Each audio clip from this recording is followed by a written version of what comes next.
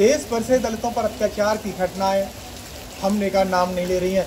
चाहे वो उत्तर प्रदेश हो, हरियाणा हो, राजस्थान हो, मध्य प्रदेश हो, महाराष्ट्र हो, कहीं की भी घटना हो, लगातार वह भारतीय जनता पार्टी शासनकाल में दलितों पर अत्याचार का कहर बढ़ता ही जा रहा है। और हम बात करते हैं मध्य प्रदेश के, जहां ग्वालियर के सातव गांव में जहां दलितों पर अत्याचार का जो मामला सामने, उनकी जमीन हड़पने का जो मामला सामने आया है, वह मजबूर हो रहे हैं कि धर्म परिवर्तन करने के लिए पुलिस में भी लगातार उन्होंने शिकायत दी है, परंतु उनकी कहीं भी कोई शिकायत पर सुनवाई नहीं की। और अब हमारे सड़क में मौजूद है यहाँ बहुजन शायर और कड़ी चुनौतियों के बीच में कड़ा संघर्ष कर रहे हैं धरातल पर। वो पीड़ितों के साथ में मजबूत आवाज़ के तौर पर माने जाते हैं।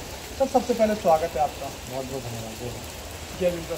तो ये जो मध्य प्रदेश की जो घटना है वो सातव गांव की है। वहाँ दलित परिवार मजबूर है वो धर्म परिवर्तन बदलने को, अपना गांव घर परिवार छोड़ने को। क्या कहेंगे इस पर? सबसे पहले ये दर्शाता है कि मध्य प्रदेश का जो शासन प्रशासन है वो नाकाम है गुंडों पे, भूमाफियाओं पे लगाम लगाने। आप देखिए, आज़ादी के 75 साल बाद देश की ये दशा है कि लोगों को पलायन करने पे मजबूर होना पड़ रहा है। तो इसमें अगर खासी कमी किसी की है तो वो शासन और प्रशासन में है, जो जनता को ये विश्वास पैदा नहीं कर पाता है, जो जनता को यह भरोसा नहीं दिला पाता है कि आप हमारे शासन में सुरक्षित हैं। जिस तरह आपने बताया कि ये घटना एक हुई है, ये घटना कड़वा सच है कि इस देश के अंदर ये घटना चलिए आप तक पहुंच गई, लेकिन देश के अंदर ऐसी हज़ारों घटनाएं हैं, लाखों घटनाएं हैं जो लोगों तक नहीं पहुंचती हैं। दलित परिवार को पलायन करने पे मजबूर नहीं होना पड़ता, वो मजबूरन पलायन करता है, वो निकल के चला जाता है, क्योंकि अगर नहीं जाएगा तो मारा जाएगा। उनकी कुछ सुनवाई तो करता ही नहीं। और जैसा उन्होंने कहा कि हम धर्म पर परिवर्तन कर देंगे, तो ये कोई गलत बात भी नहीं है। जिस धर्म में आपको सम्मान नहीं मिल रहा, जिस धर्म के लोग आपके सपोर्ट में नहीं खड़े हो रहे, अच्छा क्या होता है धर्म, समाज या संगठन क्या होता है? इसमें यही तो होता है कि चलिए जो हमारा है हम उसके सहयोग में खड़े। लेकिन जिस धर्म में दलित समाज अपने आप को मानता है कि हाँ जी हम हिंदू धर्म में हैं, तो अब ये परिवार पलायन कर रहा है, बताइए कौन से हिंदू धर्म की संस्था इनके साथ खड़ी? नहीं खड़ी। कारण क्योंकि वो सिर्फ हमें दलित मानते हैं, हिंदू नहीं मानते।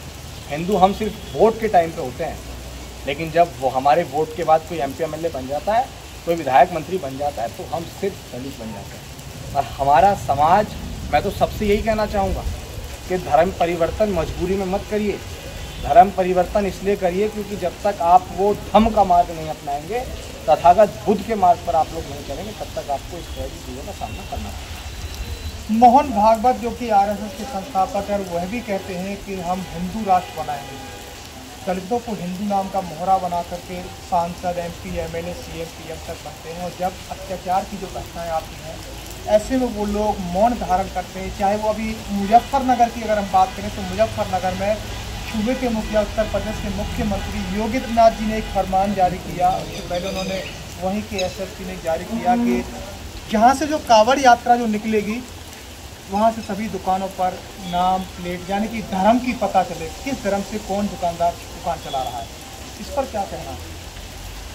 जब हम भारत के संविधान को उसका पहला पेज खोलते हैं ना, तो उसमें एक उसका प्राइम्बल है, उसकी प्रस्तावना है, जो ये कहती है कि हमारा भारत धर्मनिरपेक्ष है, यानी वो आपको एकजुटता के साथ रहना सिखाता है। लेकिन कुछ चालाक चतुर लोग, जिनकी मानसिकता मनुवादी व्यवस्था की है, जैसा आपने नाम लिया माननीय मुख्यमंत्री उत्तर प्रदेश योगी आदित्यनाथ जी, जिनके आप बहुत सारे इंटरव्यू देखेंगे, वो कहते हैं कि योगी जो है वो कभी भी धर्म के नाम पे जो है राजनीति नहीं करता है, वो धर्म में कोई बंटवारा नहीं करता है, वो किसी के बीच कोई भेदभाव नहीं करता। आप मुझे मंत्री जी, मुख्यमंत्री जी ये जवाब दें। मेरा आपसे ये सवाल है कि इसका मतलब जो आपने फल के ठेलों पे जो नाम लिखवाने की बात कही है, इसका मतलब ये है कि जो कांवड़ यात्रा वाले निकलेंगे वो फल किससे लेंगे? जो हिंदू होगा, जो मुस्लिम होगा उससे फल नहीं लेंगे। भाई मोटा मोटा इसका जो एजेंडा है वो यही है कि इससे ये साफ पता लग जाए कि जो फल का ठेला लगाने वाला है वो कौन से धर्म से है। तो जो कांवड़ यात्रा वाले लोग हैं वो सिर्फ और सिर्फ अपने ही धर्म वाले लोगों से सेब, केला, संतरा खाएं, जो उनकी ज़रूरत है, और मुस्लिम हो खड़ा तो उससे ना लें। अब बताइए, उस धर्मनिरपेक्षता का, यानी कि संविधान पर सीधा सीधा हमला कर दिया गया। लेकिन हमारे लोगों को नहीं समझ आ रहा। अगर योगी जी को ऐसा लग रहा है कि फल के ठेले पे वो नाम लिखवा लेंगे तो देश की जनता मूर्ख थोड़ा ही है। आज तो इस देश में संविधान को मानने वाले लोग इतने बड़े लेवल पे बढ़ चुके हैं कि उनकी ये सारी बयान, उन्हें अभी कुछ दिन बाद स्टेटमेंट आ जाएगा कि वो हमसे एक बड़ी गलती हुई जो हमने ऐसा नहीं किया।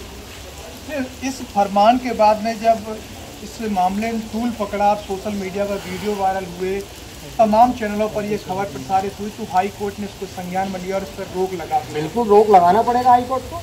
जब हाई कोर्ट और देश की शासन सत्ता जो है वो भारत के संविधान से चलती है, तो भारत के संविधान में तो कभी नहीं कहा कि आप धर्म के नाम पे भेदभाव करो। जबकि आप एक मुख्यमंत्री, जब आप मुख्यमंत्री बनने के लिए संघर्ष कर रहे थे, तब आप किसी एक जाति, धर्म या किसी पंथ समुदाय के हो सकते हैं। लेकिन जब आप प्रदेश के मुख्यमंत्री हैं तो प्रदेश के अंदर जितनी जनसंख्या रहती है, वो हिंदू, मुस्लिम, बौद्ध, जैन, ईसाई, पारसी, दलित, ब्राह्मण, ठाकुर, कोई भी हो, XYZ, कोई भी जाति, कोई भी धर्म, कोई भी लिंग, कोई भी समुदाय, आप उनके बीच में कोई भेदभाव नहीं करेंगे। आप सबके मुख्यमंत्री हैं, ये भारत का संविधान कहता है।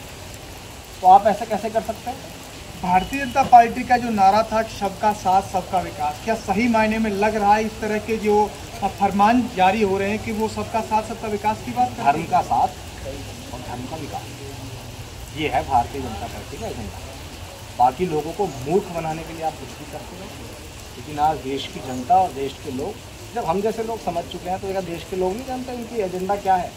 आप देखिए ना, अभी इस बार के चुनावों में पता लगा ना लोगों को कि भारतीय जनता पार्टी असल क्या है। तो Bharatiya Janata party down I है ना जी, अब वो धीरे धीरे और बिल्कुल खत्म हो जाएगी।